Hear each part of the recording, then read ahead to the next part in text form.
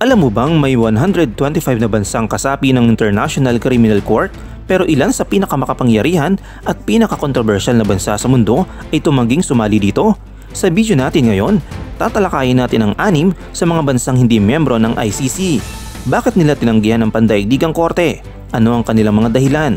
At paano nito naapektuhan ang pandaigdigang hustisya? Pero bago tayo magpatuloy, huwag kalimutang mag-like, mag-comment at i-share ang ating channel, i-click ang notification bell para sa mga bago pang kaalaman.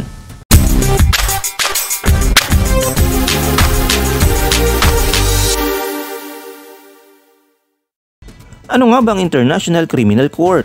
Ito ay isang pandaigdigang institusyon na may layuning litisin ng mga individual na responsable sa pinakamalupit na krimen tulad ng genocide, crimes against humanity, war crimes at crimes of aggression. Itinatag ito noong 2002 sa The Hague, Netherlands sa ilalim ng Rome Statute. Mayroon ng 125 na bansang miyembro ang ICC, ngunit ang 6 na bansang pag-uusapan natin ay tumangging sumali na may kanya-kanyang dahilan. Ang United States. Aniya, hindi nila kailangan ng ICC. Isa ito sa pinaka-controversial na bansang hindi miyembro ng ICC. Ang US ay dating lumagda sa ICC noong panahon ni Pangulong Bill Clinton noong 2000, pero binawi ito ni George W. Bush noong 2002. Bakit nga ba binawi? Natatakot ang US na gamitin ang ICC laban sa kanilang mga sundalo at opisyal na gobyerno. Naniniwala silang mas mainam ang kanilang sariling sistema ng hustisya kaysa sa isang pandaigdigang hukuman. Sa ilalim ng American Service Members Protection Act o ASPA, ipinagbabawal ang ICC na litisin ng mga sundalong Amerikano.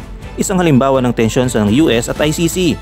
Noong 2019, naglunsad ng investigasyon ng ICC sa posibleng war crimes ng US sa Afghanistan. Bilang ganti, pinatawan ng parusa ng US ang ilang opisyal ng ICC kabilang ang Chief Prosecutor ng korte. Sa madaling salita, gusto ng Amerika na kontrolin ang sarili nitong hustisya kaysa mapay sa ilalim sa isang pandaigdigang hukuman. Ang Russia, anila hindi patas ang ICC. Noong una, sumuporta ang Russia sa ICC ngunit hindi ito naging ganap na miyembro. Noong 2016, opisyal na matras si Vladimir Putin sa ICC matapos sabihin ng korte na ang giyera sa Ukraine ay isang international armed conflict. Ano nga ba ang dahilan ng Russia sa pag-atras? Itinuturing nilang hindi patas at may kinikilingan ng ICC. Ayaw nilang mapasailalim sa isang korte na maaaring litisin ang kanilang mga aksyon sa ibang bansa. Noong 2023, lalong lumala ang relasyon ng Russia at ICC. Naglabas ang ICC ng arrest warrant kay Vladimir Putin dahil sa umano'y illegal na deportasyon ng mga bata mula Ukraine patungong Russia. Gumanti ang Russia sa pamamagitan ng paglalabas ng arrest warrant laban sa ilang ICC officials. Sa madaling salita, hindi kinikilala ng Russia ang ICC at tinuturing nila itong isang biased na institusyon.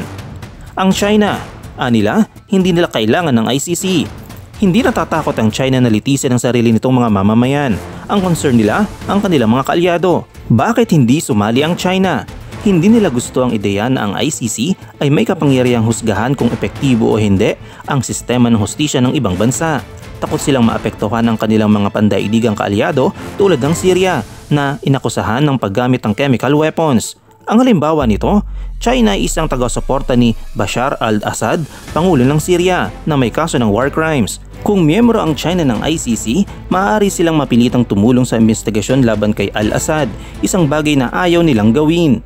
Sa madaling sabi, iniisip ng China na ang ICC ay isang banta sa kanilang pandaigdigang relasyon at kapangyarihan. Ang bansang Israel, na may sariling giyera silang nilalabanan ayon sa kanila. Bagamat sumuporta ang Israel sa ICC noong una, hindi nila ito pinirmahan. Bakit?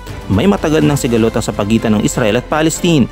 Noong 2015, sumali ang Palestine sa ICC at sinimulang magsumite ng ebidensyang nag-uugnay sa Israel sa war crimes. Ang halimbawa ng tensyon, noong 2023, sumiklab muli ang digmaan sa pagitan ng Israel at Hamas. Dahil dito, inaakusahan ng Israel ng war crimes sa Gaza, habang inaakusahan din ng Israel ang Hamas sa parehong bagay. Sa madaling sabi, iniisip ng Israel na ang pagiging miyembro ng ICC ay maaaring gamitin laban sa kanila sa isyu ng Palestine. Ang Libya, kahit hindi miyembro, natatarget pa rin umano sila. Ang Libya ay hindi kailanman naging miyembro ng ICC, ngunit ilang beses nang naging target ng mga investigasyon at arrest warrants ng pandaigdigang korte. Ano nga bang nangyari? Noong 2011, inilabas ng ICC ang arrest warrant laban kay Muammar Gaddafi, ang dating diktador ng Libya, dahil sa mga kaso ng crimes against humanity. Ayon sa ICC, responsable si Gaddafi sa brutal na pagsupil ng mga protesta laban sa kanyang pamamahala noong Arab Spring.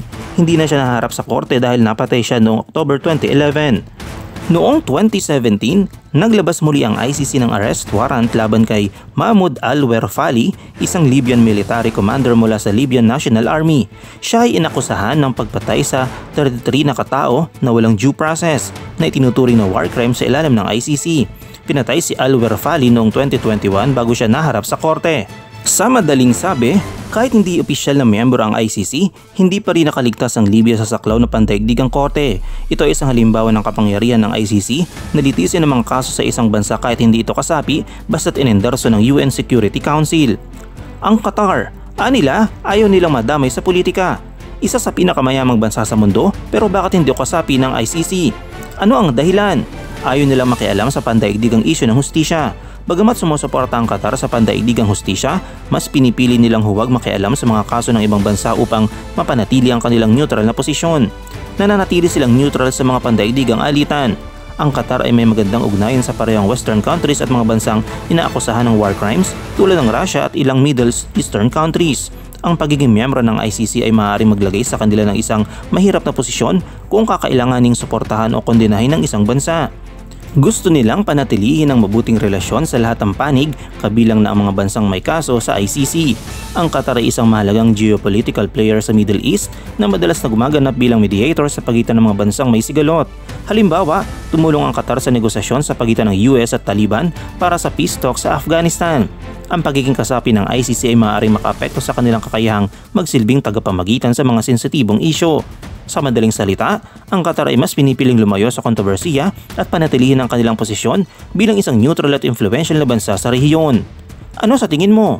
Tama lang bang hindi sumali mga bansang ito sa ICC o dapat silang pilitin? I-comment mo lang sa comment section at huwag kalimutang mag-like, mag-share at huwag kalimutang mag-like, comment at share at i-click ang notification bell para sa mga madagdag pang mga bagong kaalaman.